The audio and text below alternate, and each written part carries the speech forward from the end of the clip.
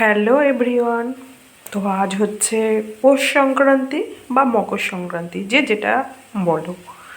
তো আমার ব্লগটা শুরু করতে অনেকটাই লেট হয়েছে, ইচ্ছা করেই করেছি, যেহেতু সকাল থেকে মা ওদেরকে দেখতাম আগে ঘুম থেকে উঠে স্নান করে পিঠে বানানোর উদ্যোগ নিতে বা চালের গুঁড়োর ছাপ সারা বাড়িতে দিতে। আমাদের পক্ষে সেটা সম্ভব না। তো আমাদের সকালবেলা উঠেই বাচ্চাকে নিয়ে ছোটাছুটি করতে হয়, তার খাবার, তার টিফিন, তার যাবতীয় জিনিস তার সামনে এগিয়ে দেওয়ার। তো বড়মশাই চালের গুঁড়ো অনেক আগেই এনে দিয়েছিল, নারকেল গুড় সবই পিঠে খাওয়ার জন্য, আর দুধটা সকালেই এনেছিলাম। তো এখানটায় আমি কি বলে ডো বানিয়ে রেখে দিয়েছি। আমি ফার্স্ট টাইম আজকে করব। এটা আমার ছেলের ভীষণ প্রিয় একটা দুধ পুলি। তো অনেকটাই হয়েছে পুলি, ওদিকে নারকেল গুড়ে পাক হচ্ছে, দুধও জাল দিয়ে রেস্টে রাখা হয়েছে। তো সাথে পাটিসাপটা করব, ওদিকে সুজি ভেজানো আছে, সেটাও দেখাচ্ছি, ওয়েট। তো আজকে আমার জীবনে একটা সুখবর, মানে মার কাছে সন্তানের সবসময় ছোটোখাটো জিনিস নিয়ে উৎসাহ বাড়ে আর ভালোও লাগে, আর সন্তানের কিছু হলে মায়ের আগে বেশি ভালো লাগবে। তো সেরকমই সেটা আজকে তোমাদের সাথে জাস্ট আমার মানে আনন্দ সীমা নেই, সেটা তোমাদের সাথে শেয়ার করলাম। তো ডোটা অনেকটাই কি বলে নরম আছে, জানো তো, মা বলে দিয়েছিলো এইভাবে করবি, তো করেছি। তো চলো সুজি ভেজানোটাও এক ঝলক দেখিয়ে দিই। তো এখানটায় সুজি ভিজিয়ে রাখা আছে, পাটিসাপটা বেশি করবো না, পাপা আমরা তো 2.5 জন মানুষ সারা ঘরে, শ্বশুর শাশুড়িকে দেবো, তো এটাই বেশি করব। আর একটা দুঃখের খবর, জাস্ট কিছুক্ষণ আগে আমাকে ভালোবেসে বিড়াল আঁচড় দিয়েছে। এখন ভ্যাকসিন করাতে হবে, কিচ্ছু করার নেই।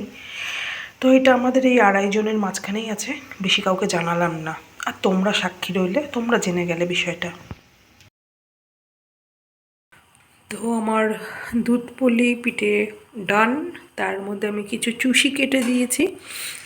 আর এই যে কতটা হয়েছিল দেখে বুঝতেই পারছো, সবাইকে দিয়ে ধুয়ে পাপার পাপা দুজনে এত ভালোভাবে খেয়েছে বলে ভীষণ টেস্টি হয়েছে। তো এই যে এখনও এতটা রয়েছে, এখনও দেওয়া বাকি আছে।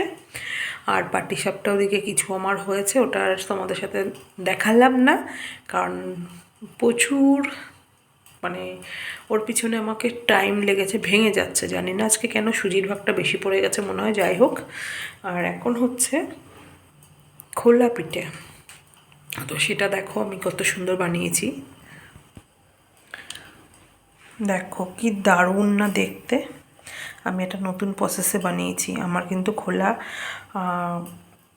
ছাড়াই আমি পিঠেগুলো করেছি। দেখো কি সুন্দর তুলতুলে নরম, আর সাইজ দেখো মারাত্মক। তো আমি খোলা পিঠে মানে কাস্তে পিঠে যেটাই বলো, আমি কিন্তু এইভাবেতে বানাচ্ছি অতি কষ্ট করে, কিন্তু দারুণ রেজাল্ট এসছে। এই যে জাস্ট নামালাম, এটাই থালে কাঁচার সাথে একটু লেগে গেছে, বাট এটা কাঁচা নয়, পুরো পাকা। আর এই যে আমি দিয়ে দিয়েছি, বাবারে এবার ঢেকে দেবো, দাঁড়াও। এই যে ঢেকে ঢেকে আমি বানাচ্ছি, এই প্রসেসে আমি খোলা পিঠে করছি। কি করব, এই পিঠেটা করতে গেলে কাঠের উনুন দরকার, যেটা আমার কাছে নেই। আর গ্যাসেও ওই মানে পিঠের সরাগুলো বসাতে পারবো না, ফেটে যাবে। তো আমি এই প্রসেসে করছি, পিঠে হওয়া নিয়ে কথা, খাওয়া নিয়ে কথা, ঠিক কি না বলো? তো ঢেকে ঢেকে করছি, দারুণ হচ্ছে। তোমরা তো ইনস্ট্যান্ট রেজাল্ট দেখেই নিয়েছো।